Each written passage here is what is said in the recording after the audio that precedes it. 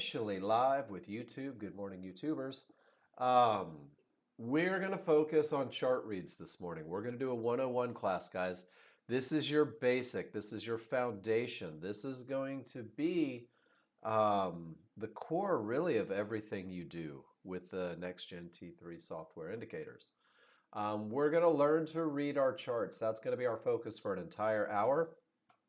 I will be discussing two platforms. I will be talking about NinjaTrader first.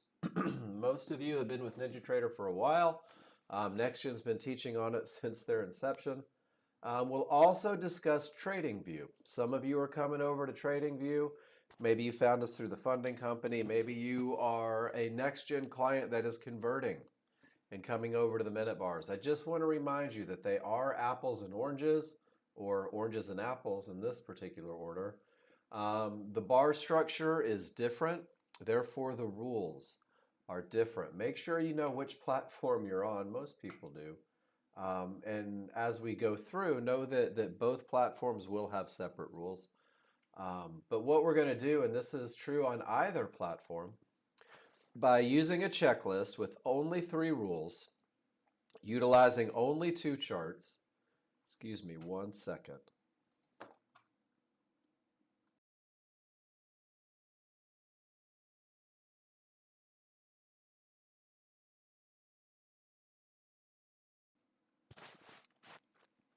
Sorry about that. Didn't want to cough in your ear. I inhaled. You ever inhale your own spit? It's embarrassing, but I'm going to share it with you because we're all friends. Using a checklist with only 3 rules, guys, only 2 charts. Simplicity will lead the way for you. We're going to build a foundation, and that foundation is going to allow you to learn to read your indicators, to recognize advantages. And this is such a key phrase. Recognize advantages, because the advantages are what become your trade. Chart reading accounts for about 90% of the typical day. It's not uncommon to wait an hour, 2 hours for your trade, for your advantages to come into play. 10% of the typical day will be actively trading. So if you sit in front of your computer for 6 hours, maybe 36 minutes active, and if I had to be completely honest with you, I think that's a really high estimation. My average trade, typically when I check my stats, is easily under 2 minutes, and I don't take 18 trades a day. So you're going to understand through your chart reading some very key concepts. You're going to understand where the market is likely to continue. You will understand where the market is likely to go, and you'll understand where the market is likely to stop. These concepts, where the market is likely to continue, and I did this picture yesterday. I'm going to do it again and just do it right over your charts. The markets, and I don't care what market it is. I don't care if it's a stock market, a futures market, whatever. Markets create trends, and they move in the direction of the trend. And then there always seems to be a fight. And then the market says, no, we really want to continue to go in the trend. Whether it's an uptrend or whether it's a downtrend. What we're going to spend the next hour doing, and you guys will be pretty amazed, you'll probably call your friends, is we're going to pinpoint right where that little fight is most likely to be lost. That's where the market is likely to continue in the prevailing trend. You'll be able to use the indicators, and you'll understand that the market is likely to go to this area in the distance because of momentum, because there's nothing in the way. What a great place for a target. And you'll understand where the market is likely to stop. We call these termination conditions. These are areas that you'll see long before you reach them. These are areas that could create bounces, reversals, and sometimes they break, but you'll have a very simple recipe to say, you know what? I choose not to trade into that area because that area can create a reversal. And that's going to keep you in the 90%. That's going to keep you patient and calm, and you'll understand that your opportunity is coming, but you can't force it. Easiest way to do that is to learn trigger line and Fibonacci rules for when it's okay to trade. I believe that there are two options in my trading plan. It is okay to trade when my rules are met. It is not okay to trade when my rules are not met. So it's imperative that I learn the rules. Not only what they say, but what they look like, because your rules describe a pattern. The pattern that they are describing is a pattern that you can prove wins more than it loses. That's what we call an edge. And if you've ever studied with Mark Douglas, watched videos, read books, he'll tell you that that's all trading is. Trading is probabilities because you're trading an edge. Everybody has the ability to simulate, to practice. And then the first step in becoming a confident trader using these indicators, guys, is post in the room. Every day, Monday through Friday, well, obviously except for the holidays, from 9 a.m. to noon Eastern, you have the ability to post a chart in the room to say, Mark, this is what I saw. This is what it meant to me. This is where I entered. This is where I exited. Do me a favor, Mark. Give me a private session. Did I read my indicators correctly? Did I recognize that advantage? Did I recognize that disadvantage? Is there anything on my chart that you see that maybe I could have done a little better to reduce risk or maximize my profits? And guys, every time you post in my room, my promise to you is that I'm going to give you everything rattling around my brain to help you do what you do better. The second thing is keep it simple and keep it focused. I'm going to drop in the room a couple things for you right now. The first thing that I'm going to drop is what we call the KISS plans. And the KISS plans are stepping stones in your learning journey. These KISS plans are designed to optimize your chances of success. And they do so just by giving you the highest probability trades that Nexgen teaches. I'm also going to hand you a couple Excel sheets. You YouTubers can't see it because it's off to the side. The KISS plans, I'm going to show you one more time. I'll do it for NinjaTrader since we're doing NinjaTrader first. It's going to optimize your chances of success. You will write your own plan when you begin to learn to read your indicators. It's only 2 charts. It's only 3 rules. It gives you everything from entry to management. And then the idea is that you've got to learn what it looks like when your rules are met, because all they're doing is describing a pattern. That's kind of the second piece of the puzzle for what I just dropped in the room for you. And guys, I give these out every day. So I'll bring over the NinjaTrader tracking sheet. 3 rules. So if you go to the first tab, rule 1 in green, what it means to be true, what it means to not be true. Rule 2 in green, when it's true, when it's not, and then finally defining the entry because you have the first 2 rules. There are about 450 client trades, the same pattern. Recognition comes from repetition. Ideas on management, patterns that repeat themselves, NASDAQery, if you will. Guys, there is a place for you to put your pictures, and then there's a trade tracking sheet for you. All of that is yours now. Keep it simple and keep it focused. Learn the best trade. Learn how to make money with the least amount of stress. Learn the Fibonacci looks. That's where the spreadsheet comes in. And then what happens is you just grow from that foundation that you've created. The high probability trend trade, NinjaTrader, is 3 rules. That's it.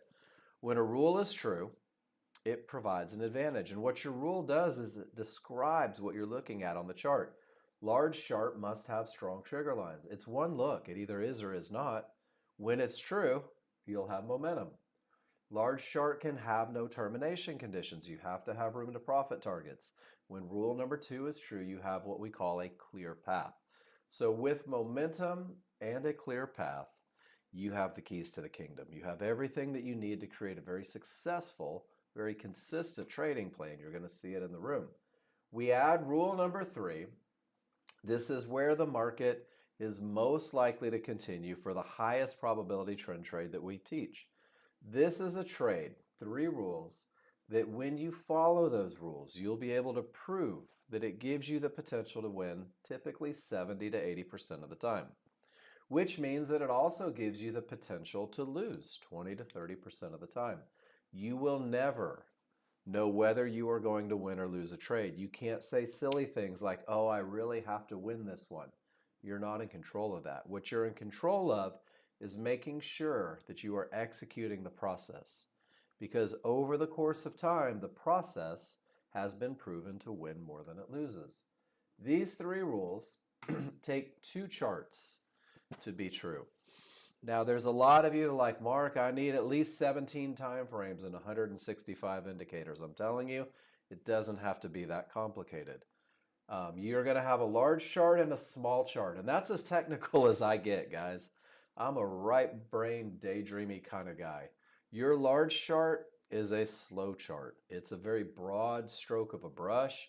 It shows the overall opinion of the market. This is where you'll be able to use the most current bar, one bar, to define the direction, to let you know which direction the trend is moving, to define the momentum through rule number one, and to make sure that there are no problematic areas in the way, rule number two. Your first two rules must be proven true on a large chart. When they are, you've got 66% of the advantages you need to pull the trigger. Your final rule, the pinpointing where the market is most likely to continue, is a small chart endeavor. The yellow box around one bar on the large chart is the same yellow box that you see on the small chart. There's that fight that I talked about.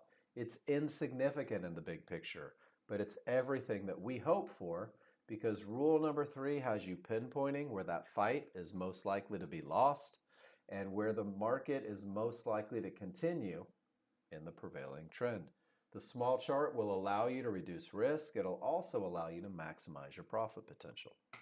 We use these two charts, and this is a lesson for both platforms, because ask yourself, who am I trading with? Who am I trading against? I'm going to let you in on a secret that nobody told me for a while. You're not in control. You'll never be in control. The market doesn't care about your position. Your two lot means nothing. So the easiest thing to do is go with the people who are in control, the large crowd. They will create trends. They will establish the momentum that you're looking for. Heck, these are the people that react right at those key areas that you're going to know about. Large crowd wins. Your small chart is the small crowd. These are the fighters. These are your buddies. This is the guy you buy a beer at the bar, because if it weren't for his fight, we would never get our trend trade entry. They create what we call a retracement. And a retracement is a small move counter to the underlying trend. So if your trend is up, your retracement will be down. This is a little vexing for new users because they're like, oh my gosh, the market reversed. It didn't. That's that tiny little fight that loses more than it wins. We love that fight. We love the small crowd. So 3 rules and 2 charts. And we're going to use indicators, obviously, to prove them true. The first indicators we're going to talk about are what we're going to call areas. Areas is a generic term. Horizontal lines on a chart are areas. They all have names. It can be a divergence high or a divergence low. And what that means is that the buyers were in control in an uptrend, and right here at this exact moment, this exact price, the sellers stole their momentum and pushed the market down.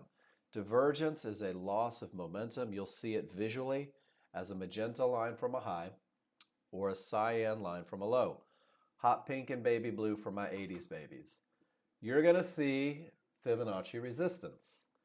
Fibonacci resistance is a single line made from thousands of calculations. And when the market is trending up, this is a point where the market may stop, may bounce, or reverse. This is where the large crowd tends to make decisions on that large crowd, on that large chart. Fibonacci support, the blue lines, behave the exact same way in a downtrend. You'll also see yellow 1-to-1s. These are fibs in the moment. These are 100% Fibonacci alternates that will print and stop printing throughout the day. In an uptrend, they may behave as resistance. In a downtrend, they may behave as support. So areas are the generic term for things that can create a bounce. That's the easiest way to think about it. Horizontal lines on a chart. In an uptrend, a divergence high, Fibonacci resistance, or yellow 1-to-1s can all share the name resistance. In a downtrend, Fibonacci support, divergence lows, Yellow one-to-ones can all behave as support. Areas have a role on each chart, but know the names. We're also going to use triggers. Triggers do 90% of the lifting. There are small triggers. Two solid lines work together. These are fast-moving averages. Um, Large triggers are the dashed lines. These are slower moving averages. Two lines create the small triggers. Two lines create the large triggers. When they are green, they're going up. When they're red, they're going down. The same is true for the background. When the background is green on that big chart, you're in an uptrend. When the background is red, you're in a downtrend. You will use trigger lines to define momentum. That is rule number one. You're going to use a comparison between these trigger lines and key Fibonacci areas to define termination conditions. That is rule number two. And you're going to use these large triggers to define your amazing entries. And that's rule number three. Triggers show up in everything you do. So we're going to keep it simple, we're going to keep it focused, and we're going to look at one rule at a time, breaking it down, making sure that you can identify the advantage of momentum first, guys. And the large chart, the big chart, the slow chart, the large crowd must have strong trigger lines. Strong trigger lines in an uptrend are only strong if they're green, and in a downtrend, they're only strong if they're red. Make sure that all the colors match. And what it means to have strength is one look. Small triggers in an uptrend must be up and above the large triggers. Large triggers must be wide. You can't have flat triggers and expect momentum. And it's the space that's created. You can see my little pointer there, whether it's a little bit of space or whether it's a lot of space. If there is space, you have strong triggers. It has nothing to do with the price bars. It has nothing to do with Fibonacci areas. Strong triggers is nothing more than a separation between the small and the large, pushing in the direction of the trend. In a downtrend, strong triggers is a separation between the small and large, going in the direction of the trend. When you have strong triggers, the odds are favorable for the market to continue in the direction of the trend. You will see that on annotated charts. OFM, odds favorable momentum. It's a look that pushes a market that's difficult to stop. It's a look that can break key Fibonacci areas. It's a look that when you have that advantage on your large chart, it looks like your bars sprout these little tails or wicks. That's the fight that you're going to recognize on the small chart. You will be able to predict and pinpoint right where these tails are most likely to form, and those will become your entries for high probability trend trades. But when the separation goes away, what's the opposite of strong? It's weak. The difference between the odds are favorable and with weakness, anything can happen. Weakness in triggers, that lack of separation, smalls inside of the large, this is where anything can happen. This is where big retracements come from. This is where key Fibonacci areas are more likely to hold. So if we look at the large chart, strength pushes, actually breaks areas, and then when it becomes weakness, especially at that key Fibonacci area, there's a reversal. Guys, this is a pre-holiday market. Strength pushes over and over, and there's not a lot going on. But does everybody see on the first bar? The smalls are inside of the large. This is what we call weakness. Guys, anything could happen up or down. There is no advantage on that first bar, not of strong triggers. Rule number two says that when you have strong triggers, and really only when you have strong triggers, let it behave as a flow chart. Your job is to make sure that there are no termination conditions present, that you have room to profit targets.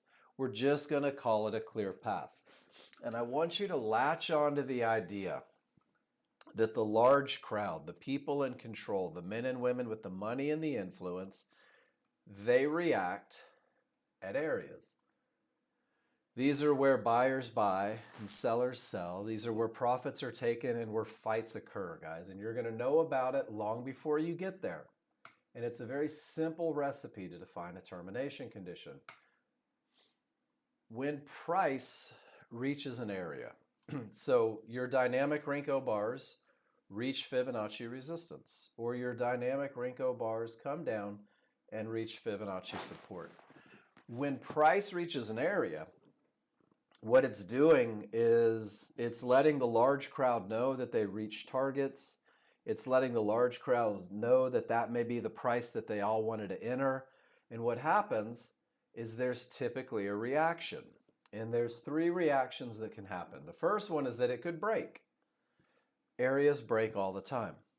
The second one is that it creates an untradeable bounce, meaning that the market spikes off of that area. Maybe it was the beginning of a fight that won't be won, but then ultimately continues with the trend. Or it's going to reverse completely. Price is going to reach that area and it's just going to go the other direction.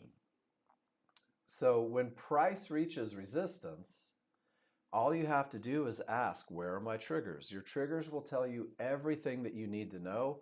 Price is now irrelevant. If all of your triggers, both small and both large, remain below resistance, resistance is a textbook termination condition, and your highest chance of success comes from not trading into the area, but rather waiting for the reaction. And if price reaches Fibonacci support, all you have to do is ask out loud, where are my triggers? And if my triggers remain above support, absolutely no trades into that area. Your best of the best is to sit on your hands and wait for the reaction. Guys, this is one of those times where the 90% comes into play. The most broken rule among new users is trying to predict what an area will do rather than simply waiting for the reaction.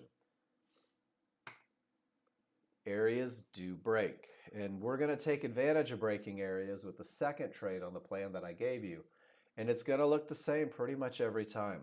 The market is coming down and it reaches Fibonacci support, and in that moment when price reaches Fibonacci support and the triggers remain above, it's a termination condition. It may be for a second, it may be for an hour, but your best chance comes from waiting. Let's see what the reaction is. Let's see what the large crowd wants to do. If your small triggers, not price, we're done with price at impact. If your small triggers smash through that area, especially with momentum, but the large triggers are still above, 50% of your triggers are through, 50% of your triggers are not. We very cleverly call this a 50-50 look. With momentum, you can say out loud, this area now has the potential to break. There's a lot of opportunity in the potential to break. It's what we call a medium probability trade because honestly, it's not a clear path yet. You will be trading the potential of an area to break. And then once all your triggers, all four lines, both small, both large, get south of support, support is officially broken. And when support breaks, it behaves as resistance. And your path remains clear for as long as it takes to reach the next area. And once you reach the next area, we're going to go right back to number one. Same is true in an uptrend. Price reaches Fibonacci support. Absolutely none of the triggers break. All of you brilliant people in my room say, you know what? Let's wait for the reaction. I know the background is red. I'm not going to trade into that line. I know that my triggers are red. I'm not going to trade into that line. I'm going to wait and see what happens. And sure enough, the buyers take over and reverse the market. And they produce some momentum. And then they hit Fibonacci resistance. And you say, where are my triggers? And the answer is that all of your triggers remain below resistance. And therefore, in the moment, that area of resistance is a textbook termination condition. Absolutely no trades into that area according to the plan. Wait for the reaction. It's either going to bounce, break, reverse, I don't know. If it's really going to break, it'll have the potential first. 50% of your triggers, the small, will get above that area of resistance. 50% of your triggers, the large, will remain below. With momentum, this area has the potential to break. If you take a trade, has to be managed a little more assertively because it's not the perfect trade. The perfect trade means that all of your triggers have gotten above the area of resistance. Resistance is now behaving as support. Your path is clear. and your path remains clear until you reach the next area.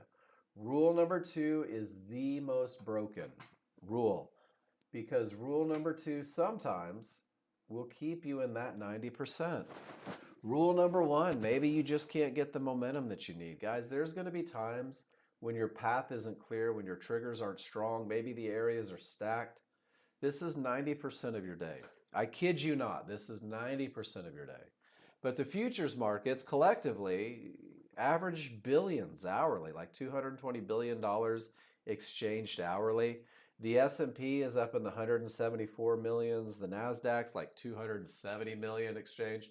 Guys, there's a million opportunities in the market. You don't have to be the first one in or the last one out.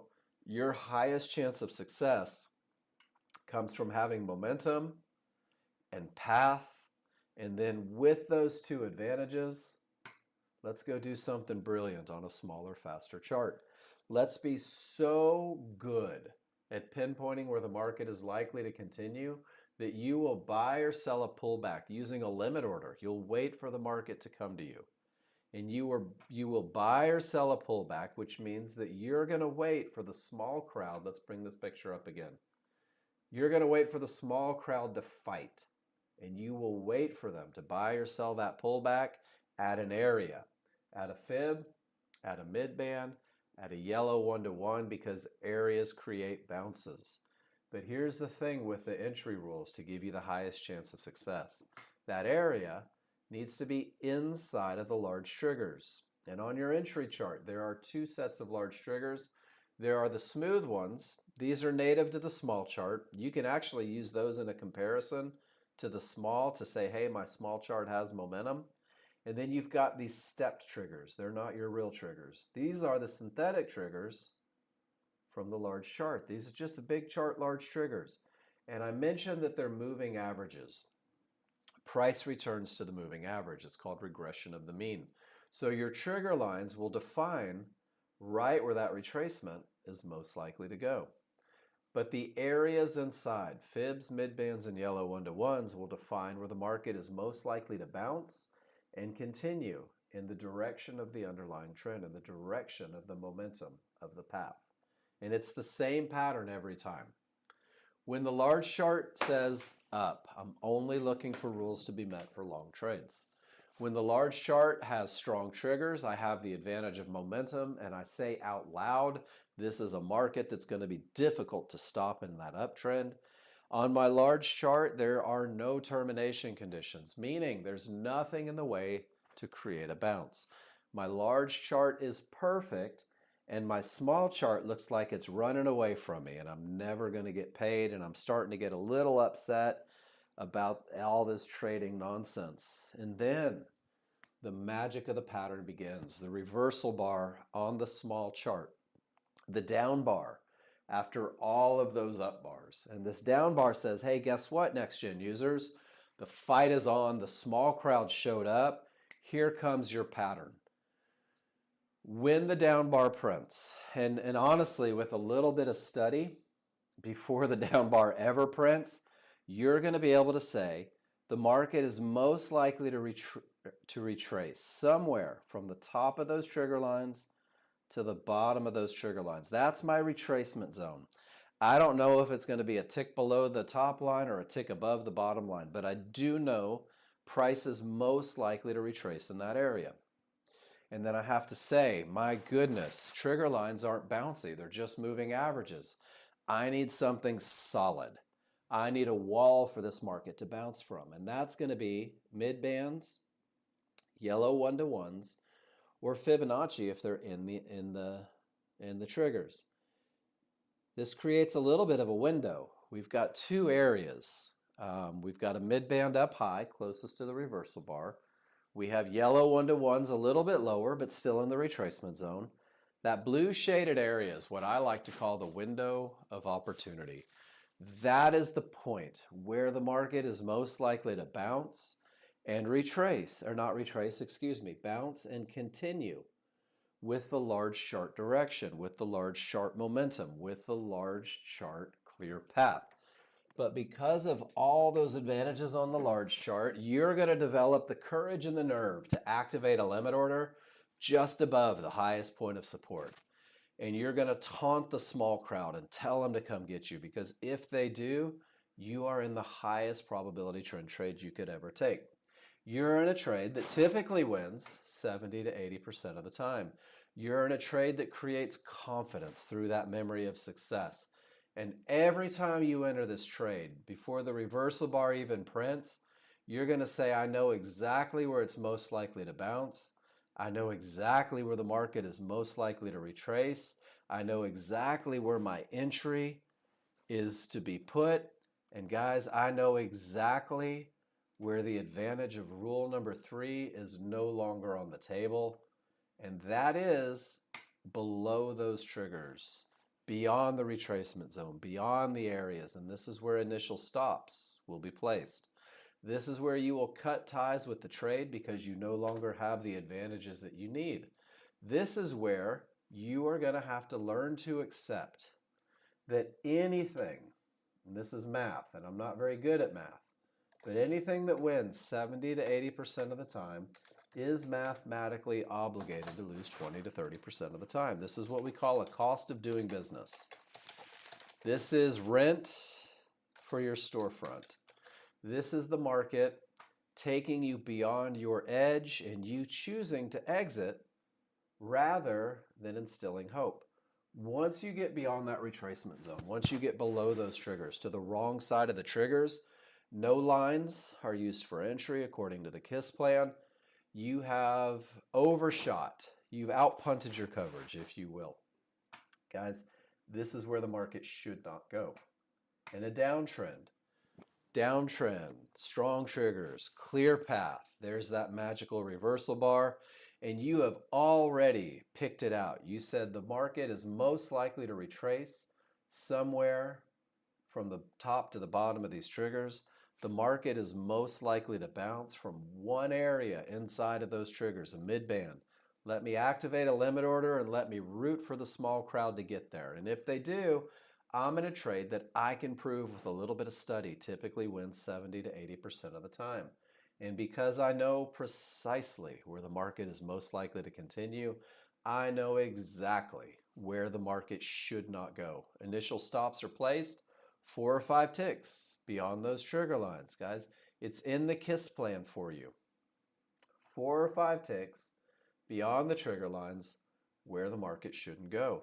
Now, here's the cool thing. In the plan that I gave you, if it bounces from that area and doesn't stop you out and gives you a reversal bar back in the direction of the trend, you'll reduce your risk a tick or two above that reversal bar, a tick or two below that reversal bar. And it's not uncommon to see you guys with these unbelievable entries with maybe 4 or 5 ticks of risk on a trade once it gets moving in the trade direction. So learn the phrase, I'm going to use a limit order to buy or sell a pullback at an area inside of triggers, and you will call your shots every day. There's that tail that I talked about. How do we predict it? By buying a pullback at an area inside of triggers. Guys, this particular trade happened at 2:25 p.m. on November 6th, 2025. And it looks exactly like a trade that happened around 12:10 p.m. back in 2021 on a different market. Odds favorable momentum, the potential to break, a pullback to an area inside of triggers. And that pattern looks just like the one from 2022. And if you go through that spreadsheet that I dropped in the room and you start clicking on trades that say the perfect high probability trend trade, there it is again. Momentum, room to trouble, pull back to an area inside a trigger. So you don't have the burden of having to know what the market is going to do to make money. You don't have to know what the market's going to do to make money. What you've got to do is you've got to latch onto a pattern that you can test, that you can prove, that you can trust wins more than it loses, guys. And the easiest way to do that, go back on a large chart Look for momentum. Look at that, weak triggers at a fib. Look for momentum, and this is kind of hard because it's a holiday. Look for the path. Oh, there we go. Potential to break with momentum. Look for the tail. Circle it. This is a great thing to do over the holiday when you are wishing you were in the market, but you're not. Scroll back. Find that circle. Boom, boom, boom. There it is. And sure enough, it did pull back to an area just below the triggers. Maybe not the perfect trade. So you'll scroll back and look for the next one. I don't even know where we're looking here. Boom, boom, boom. But what you'll find is that the pattern is consistent. The pattern tends to repeat itself more often than it doesn't. The pattern gives you the potential to win more than you lose. All you have to do is wait for the pattern. So my smalls are below my large. My large are getting wide. I could say that I have momentum. But price has reached Fibonacci support. All of my triggers remain above that area. I don't have a clear path. My rules say absolutely no trades. Does that make sense? That's how fast that your chart read happens. I can define direction, I can define momentum, I can define path, and I can choose to not even look at a small chart because my rules aren't met. Guys, all you have to do is learn the pattern. It's one pattern. Large chart, small chart. Any questions about a high probability trend trade? Cool. Let's do trading view and then we'll shut down today's video. It'll be like a 1 hour long video, and then you guys that need to review will have this every time you need it. We're going to talk about trading view now. Trading view is still embracing the fight. It is still following a trend, guys. It's pinpointing where the market is most likely to continue. And it is still only 3 rules. That's it. Each rule is designed to set you up for success. These 3 rules take 2 charts. Now, Renko bars are quick. Renko bars are dependent on ticks, not time. Your trading view will use minute bars. Your big chart is a 15-minute chart, and this is a huge chart. It is a slow chart. Your 15-minute chart won't have background colors or large triggers. It's just too darn slow. But we're going to use it to define direction, momentum, targets, and terminations. We are going to let the large crowd lead the way. Your small chart is a 1-minute chart. Guys, in a pinch, I could get up, go to the bathroom, and be back before a 1-minute chart is done printing. Of course, I wouldn't wash my hands, and that's yucky, but I could. It defines the immediate strength in the market using the small triggers. It defines your entry point, right where fights are most likely to be lost. Big chart, little chart, and it uses indicators. Your large chart will have 1 set of triggers, 2 lines. And when they're cyan, they're going up. And when they're white, they're going down. Your small chart triggers are going to use the small and the large. Large triggers will be green and red, up and down. Small triggers will be cyan, that's just blue, up and white down. And then, of course, we'll use areas.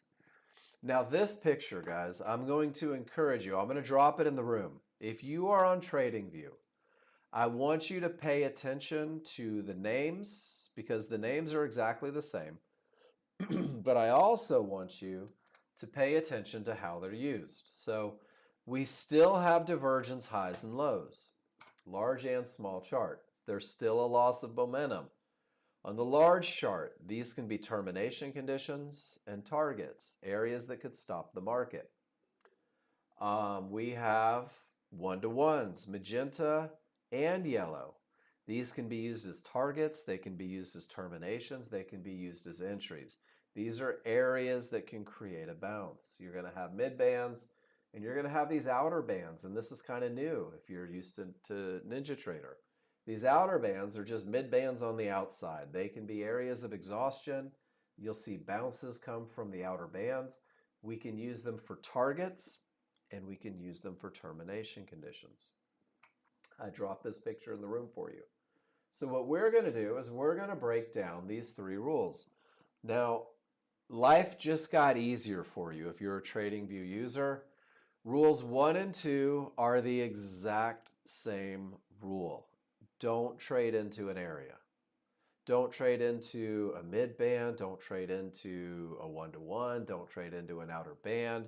Don't trade into a zone if you're using chart prime. Support or resistance if you're using a support or resistance indicator. Not trading directly into areas, both of them. The trend trade requires a trend. So we're going to start with defining the trend. This is my large chart. This is my 15-minute chart. And I'm looking at those trigger lines and I have to decide whether they are up or whether they are down. If they are up, my plan says only look for long trades, only trade in the direction of the 15-minute small triggers. If they are down, my plan says I'm only looking for short trades. I'm only trading with the trend. The trend is your friend is one of the oldest cliches in trading. There's a reason, because the people in charge want it to go that direction. So 15-minute small triggers define direction. Rule number 1 says that the 15-minute chart must not be trading directly into areas. What does that mean? That means that from wherever the market's trading, I have to have room before I hit something solid, before I hit one of those areas. Why? Because areas can create bounces. My 1-minute chart says the same thing. Wherever you're going to enter that market from, there better be room before you go head first into an area. Because trading into areas is trading directly into something that could create a bounce. And bounces kill trades. And I want you to see this. The market is going up and it hits resistance. And it pushes all the way down to support. And support pushes it all the way up to resistance. And it pushes it all the way down to support and back up to resistance, guys. And this is what we call consolidation. And consolidation eats accounts. And if you just don't trade into areas, you can avoid this.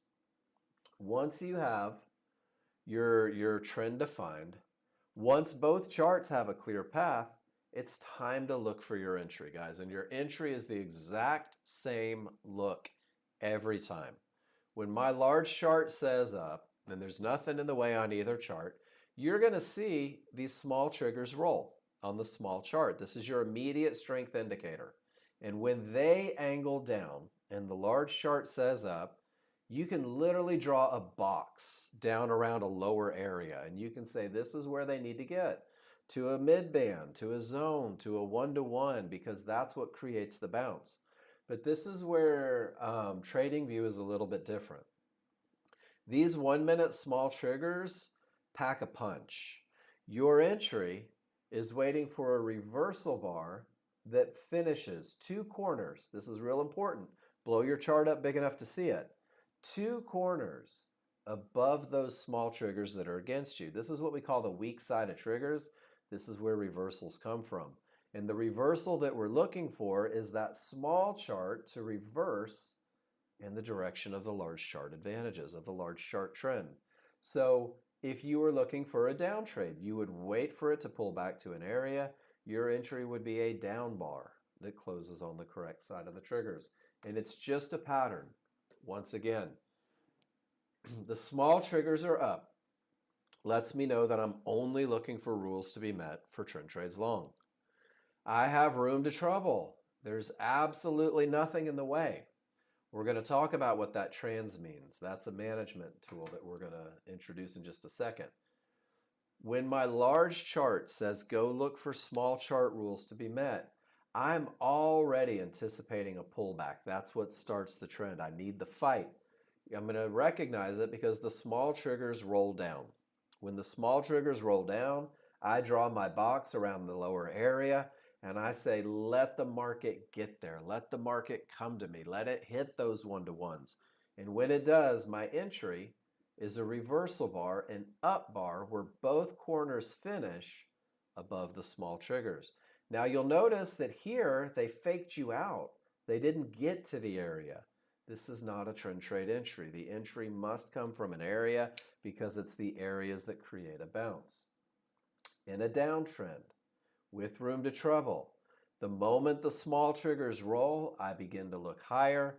When I get to the higher location, my entry is a reversal bar, a down bar that finishes on the correct side of the triggers, the weak side of the triggers, the trade side of the triggers. This is your 1 minute chart reversal to put you in line with the large chart trend. Is everybody good with that? It's the same pattern every time. I mean, every time. Solid buy trade, but the rules you have, I'm not sure what you're talking about, Tesla. You have a picture? Okay, we'll look at it in 1 second.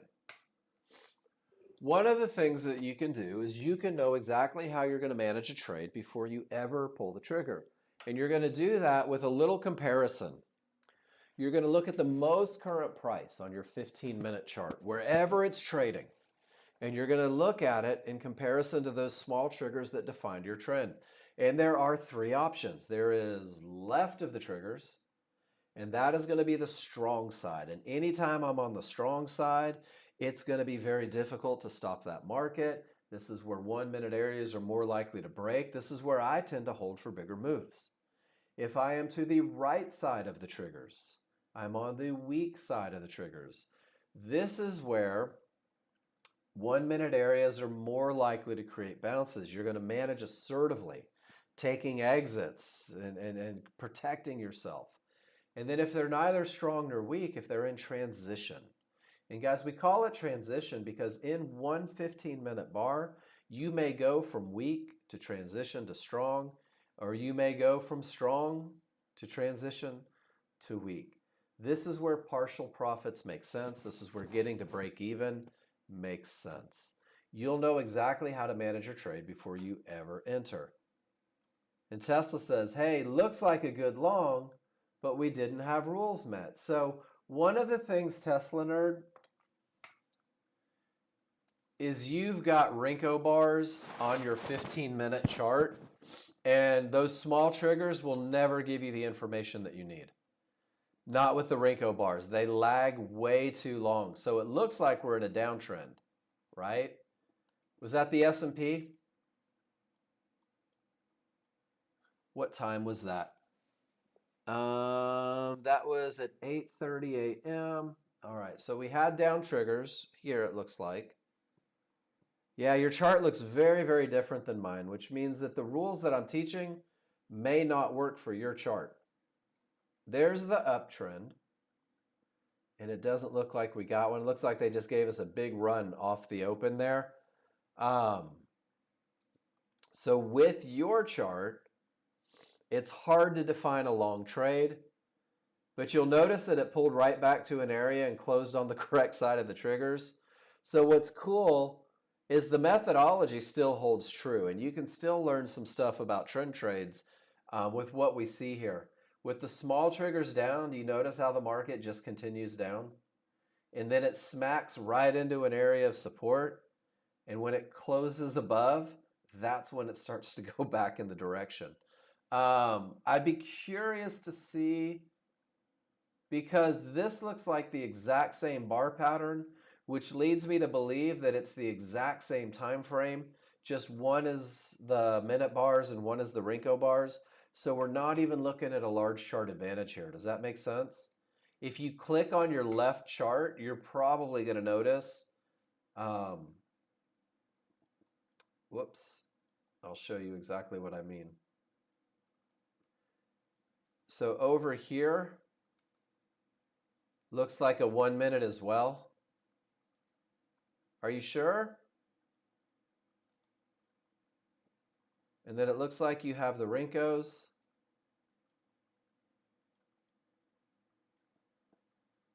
That's exactly what you had, right? So I would click on that chart. Watch what happens when I change it to 15 minute. It's a very different look. And if you look at your picture, there's your lower peak. There's your higher peak with the lower peak. There's your pullback right there. There's your continuation up, and look at the relationship. This bar is the exact same time frame. There's no doubt in my mind. Do you see it? So I would click on your large chart. There's a 15-minute look with your bars.